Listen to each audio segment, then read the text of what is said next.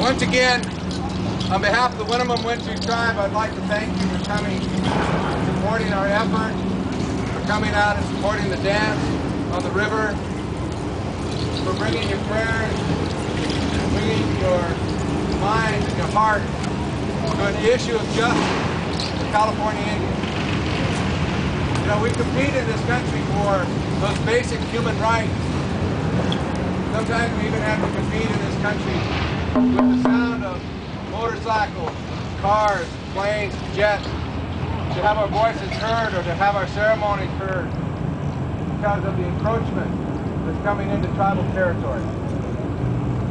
And so your willingness to take the time out of your day, out of your weekend, out of your life, to come and support this tribe right here means a lot to us. It means more than you will probably ever know, because you are the embodiment of what we believe in. We live it every day, and you proved it to us that there are others of us out there, LT Wintu alike, who think the same way, who feel the same way, who do those same things. And for that I say we're grateful. We're grateful and we're happy. Our hearts are filled. Now this is a historic day, or as they would say grammatically correctly, this is an historic day in the history of the Wintu. In 1851 we signed a treaty. It's one of the signatories of the Treaty on Cottonwood Creek. A treaty that ceded away the vast part of tribal territory above Red Bluff, almost to the Oregon border.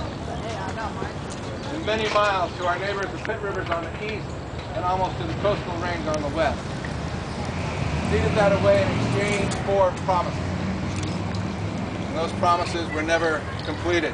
The treaty was never ratified. And the tribes of California know that so well, because this is the state of the unratified treaty. And then in 1930, after they had come in and they said, we're going to give these people land, we'll give them allotment, we'll allow them to live on their homeland. We will call them non-reservation Indians, and we'll give them allotment. And they stuck language into that that said everybody who accepted an allotment automatically became an American citizen. And they gave us these allotments on our river, knowing in 1915 that they were going to build a dam and flood those very same allotment lands they were giving us. And then in the 1930s and 1940s, and in 1941 when they said, those allotments we gave you, we want them back. And they tried to find the people who had gotten the original allotments in the 1800s to 1893, who were in their 70s when they got them. In the 1930s, they went back looking for them. And they said, we can't find these Indians. They must not be here. And of course, the Indians, so they had no children. They had no heirs. And they said, well, you know what we'll do? Instead of buying your land from you, we'll just take your land. And we'll give you like land to live on. We'll build you the infrastructure back.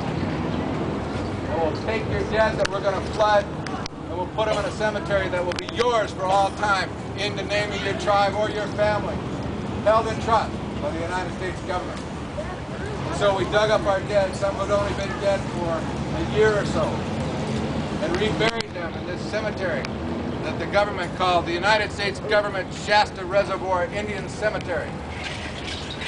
And now they tell us we're not the Shasta Reservoir Indians. There are no Shasta Reservoir Indians because there was no Shasta Reservoir.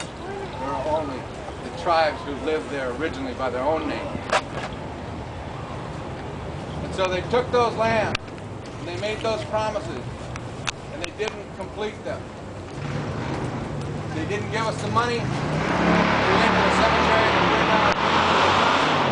Every time we lay one of our family members down, and they continue to claim that we don't exist. But those of you who came to the ceremony, and those of you who walked with us, know that this tribe exists. And know too that with the help of a very, very gracious law firm who said, you know what, the injustice is not right. This is not a good thing for this country to do.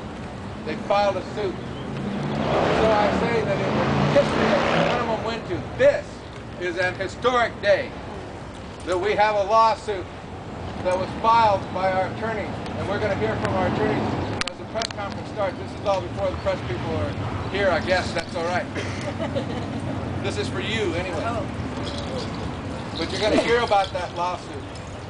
And so in the history of the Wintu, you are now a part of that history. And again, for that, I thank you. And we're going to wait for Assemblymember Jared Huffman to come out. He's going to be our first speaker because he's got some committee meetings he's got to get back into. And he's been a very, very good person looking at the issues of California Indians. And we're trying to get him to look a little bit at the water issues, a little bit more. But he's going to be coming out to talk. And then we will complete this because I know the dancers are hungry. And as soon as we're done with all of this, we're going to go eat. All right. So thank you very much again. We'll wait for the assemblyman, and we'll get this show on the road. Thank you.